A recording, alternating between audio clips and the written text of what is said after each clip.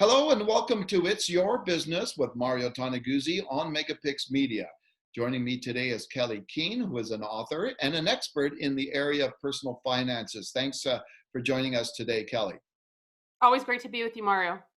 All right. Well, almost every day I seem to come across a survey or a study from some financial group or a bank regarding the personal finances of Canadians these days. Just in a general sense, Kelley, how would you describe the state of personal finances in Canada right now?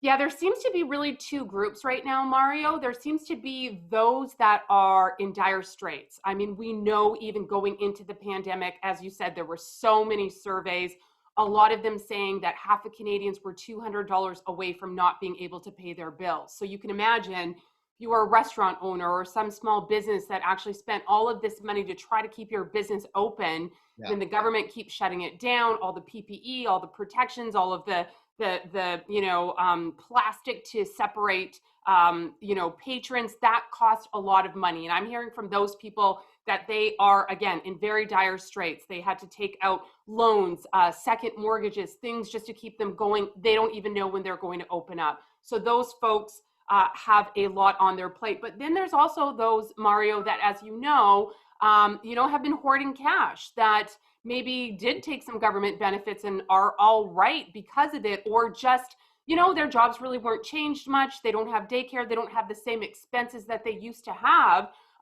but they're not spending that cash because they're feeling so uneasy about their future. You mentioned the government programs. How important have they been in keeping a lot of Canadians afloat?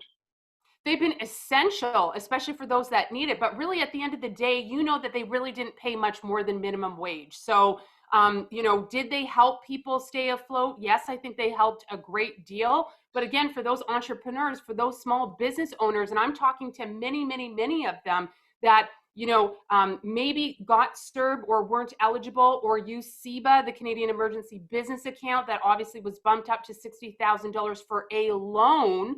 But that doesn't mean that that was enough. They've taken on new debt of their own just to try to stay afloat, and that just keeps surmounting. So certainly helpful and instrumental, but for a lot of people, it just simply wasn't enough. So when you look, we've been at this for about 10 months since mid-March. The longer this goes on, the more Canadians will be in trouble financially, do you think?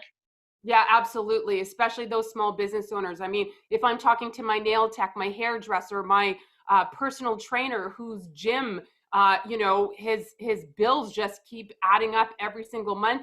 His actual trainers are dropping off. They're going and finding other employment. So I don't just worry about them getting through this right now, Mario, but also, what is the fallout when they actually are able to reopen and they just don't have that staff even that are coming back because they've just chosen other employment. What's that going to mean for all of us? It's certainly tough times. And the really hard part is, how do you plan for a year that you can't plan for? Again, a lot of these companies spent so much money to stay open when they could have used that money to pay other bills and not used it for infrastructure to try to make it more safe. So they're just sitting on so many expenses. Now, when you look at the average Canadian, not just say an average person who's working out there and facing all these financial stresses, et cetera, what kind of advice would you give average Canadians right now on dealing and handling their financial situation? That's a really great question. And since we're kind of still in the new year, you may have already broken your New Year's resolutions. That's okay. I'm going to liken it to our health. If it were January 2nd and you wanted to get into better physical shape, and I certainly did this as well on January 2nd, not something that I wanted to do, but you've got to weigh in. You've got to get on that scale, as painful as it is. So what do we do financially? You've got to weigh in. You have to open up your bills. If you don't even get your bills physically because you bank digitally, you've got to really dig into, what do you owe? What are the interest rates? Can you get on the phone with your bank and move from, let's say, a 24% rate interest credit card if you're carrying a balance down to maybe 12 or 13%, still an astronomical amount. Yeah. But that can save you huge dollars. Second, if you're going to get in better shape, you've got to count your calories. So I want people to count their financial calories for at least 30 days. I'm not about sacrifice, I'm about choice and awareness. But if you're wasting money like I was, I look every 6 months, I do this exercise. New subscriptions since the pandemic. I've got to tell you, my family has spent a ton of money on that. So you want to look at where's the fat? Where can you trim the fat? Not stuff you're enjoying, but what stuff you're wasting your money on. And then third, if you want to get in better physical or financial shape, what professionals can help you out? And Mario, if you're in desperate straits, you might not be able to contact your lenders yourself. It may be intimidating for you to go to the Canada Revenue Agency and make payment arrangements, although you can. Then you want to reach out to someone like a nonprofit credit counselor. And I underscore nonprofit, a number of great organizations out there. We've got Money Mentors in Alberta. And those people are going to take the shame, embarrassment away, and they're going to contact your lenders on your behalf and help create a plan so you can sleep at night. Okay, last question I have for you, Kelley, is when you look back at this past 10 months of chaos and craziness from an economic and financial point of view, what do you think is positive about it from a financial perspective? Well, what kind of lessons have we learned through this tumultuous time? I love that you ended on a positive note, Mario. Thank you so much. I can't speak for everyone, but the people I'm talking to, and certainly in my family, I've kind of renamed COVID the slow-vid. It's had us all really slow down.